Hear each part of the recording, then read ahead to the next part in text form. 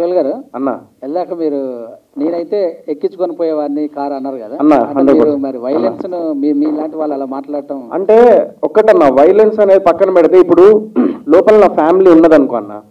అద్దాలు వలగొట్టేటప్పుడు ఆ అద్దం వచ్చి కళ్ళల్లో పడ్డది అనుకోండి అన్న కన్ను పోతుంది ఓకే ఒకవేళ కూర్చొని నా ముఖం మీద ఏదైనా పడి అన్న ఫేస్ పోతుంది అయిపోయింది లైఫే పోయింది నా లైఫ్ పోయినప్పుడు ఎందుకన్నా అంటే నేను అదే చెప్తున్నా బేసికల్లీ సైలెంట్గా ఉంటే ఏమైపోతుంది అంటే ఇంకా రెచ్చిపోతారు నెక్స్ట్ టైం కూడా ఇప్పుడు నెక్స్ట్ టైం కూడా మీరు ఆపలేరు నెక్స్ట్ టైం మళ్ళీ రెచ్చిపోతారేమో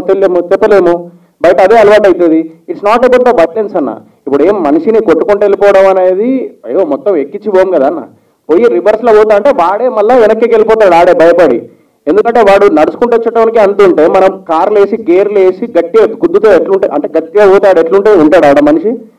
సైడ్కి వెళ్ళిపోతాడు నేను అదే చెప్పిన 100% అన్న లేకపోతే సొసైటీలో ఎట్లుంటుంది అంటే మనము ఒకటే లైఫ్ అన్న బతికేది క్వశ్చన్కి ఆన్సర్ ఇవ్వడమే మన లైఫ్ లేదంటే ఆ క్వశ్చన్ అది వస్తూనే ఉంటుంది అట్లాంటివి అయితేనే ఉంటాయి ఇప్పుడు మీరు క్వశ్చన్ వేసారు నేను ఆన్సర్ ఇచ్చిన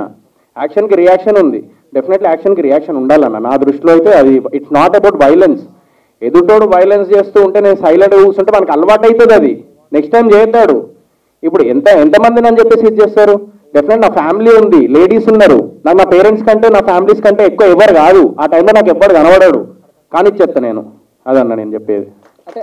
వాళ్ళకి మీకు తేడా ఉండదు కదా తేడా ఏముందన్న తేడా మంచికి మంచి చెడుకు చెడు ఏం చేయలేమన్న ఇక సొసైటీ అట్లనే ఉన్నది యాక్సెప్ట్ చేద్దాం కదా సార్ అన్న చట్టాన్ని చేతిలోకి తీసుకున్నట్టు చట్టం మీరు అంటే ఇప్పుడు ఒక్కటన్నా ఆ టైంలో అర్థం వాళ్ళకి నా ముఖం మీద వచ్చే లోపు చట్టం కోసం నేను వెయిట్ చేయలేను కదా అన్న పోయిన తర్వాత ఒకవేళ ఒకడు వచ్చి కత్తితో పొడిచిండన్న పొడిచిన తర్వాత ఒక్క నిమిషం నాకు చట్టం ఉన్నది ఒక్క నిమిషం నేను పోతా అని చెప్పేసి అంటే ఎట్లుంటుంది అన్న సో రివర్స్లో 100% అప్పుడు ప్రాణాలు కాపాడుకోవడానికి డెఫినెట్లీ మనము రివర్స్ అవ్వాలి అలా అని చెప్పేసి నేను ఇంకా గలీజ్గా చెప్పట్లేదు నేను బెదిరిద్దాము అని అంటున్నా నేను భయపట్టియాలి వాళ్ళని కత్తికి కత్తే సమాధానం అంటారా కత్తికి కత్తే సమాధానం అంటారా కత్తిదనేదిగా కొడితే దొబ్బేస్తాం మనం మళ్ళీ ఎందుకు కొడుస్తాం మనం అట్లా సో డైరెక్టర్ రమేష్ రాజ్ గారు రమేష్ రాజు అయ్యో నీ రాజనే సార్ సాంగ్ చాలా షార్ట్ అండ్ స్వీట్గా చాలా బాగుంది అండ్ ప్రతి ఒక్కరు కూడా సినిమా సాంగ్ అని ఎందుకంటారంటే మోర్ మాంటేజ్ షార్ట్స్ అనేవి ఇందులో ఎక్కువ కనబడుతున్నాయి అండ్ ఇప్పుడు ఒక ఇండిపెండెంట్ సాంగ్ తీసుకున్నప్పుడు చాలామంది కన్వర్జేషన్స్ కానీ సో ఇవన్నీ ఎక్కువగా బిల్డ్ చేసుకుంటారు సో మీరు కింద కూడా ఏ మ్యాజికల్ లవ్ స్టోరీ అన్నప్పుడు సో వై అలాంటి ఐడియా మీకు ఎందుకు రాలేదు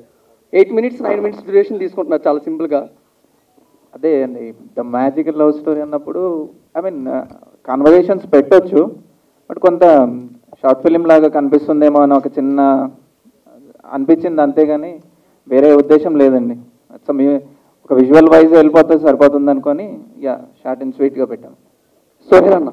హాయ్ అండి నేను మీ Shivani Rajasekhar please subscribe to India Glitz Telugu hi అండి నేను మీ Prabhas Srinu please subscribe India Glitz Telugu thank you అమరారా ఎలారా ఈ వీడియో కనుక మీకు నచ్చినట్లయితే సబ్స్క్రైబ్ టు IG తెలుగు